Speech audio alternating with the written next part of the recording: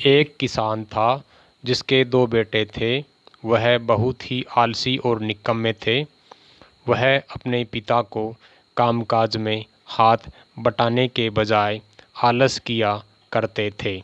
इधर-उधर घूमते फिरते थे, सैर सपाटे करते थे। किसान को अपने बेटों की बहुत फिक्र थी। वो सोचते थे कि मेरे मरने के बाद इनका क्या होगा, यह अपना पेट कैसे भरेंगे, अपने परिवार को कैसे संभाल पाएंगे, कैसे पालेंगे। एक दिन किसान की हालत बहुत ही गंभीर थी। कहने का मतलब किसान मरने की हालत में था।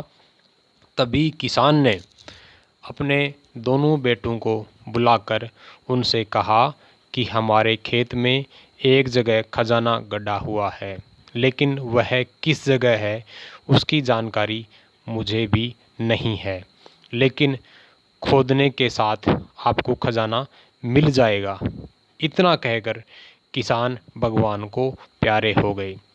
खजाने की खबर सुनकर दोनों बेटों के मन में लालच आ गया और वो दोनों खेत पर चले गए और खेत को खोदने लगे। खजाने के लालच में कुछ ही दिनों में पूरे खेत को खोदने के बाद जब घर जाकर बैठ गए और वह अपने पिता को कोसने लगे, इसी तरह कुछ महीने बीत गए और वर्षा ऋतु का आगमन हुआ। किसान के बेटों के पास पेट भरने के लिए सिर्फ एक ही चारा था, वह है खेती।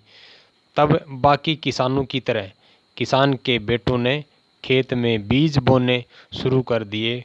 वर्षा का पानी पाकर बीज अंकुरित हो गए और देखते ही देखते खेत लहलहाने लगा।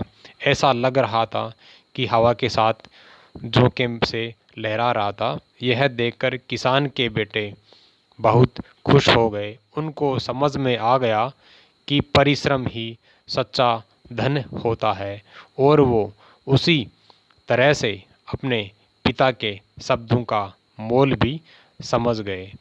उनके अनुसार पिताजी ने उनको परिश्रम में ही पूंजी है, यह कहना चाहा था और वो अपने कामकाज में लग गए।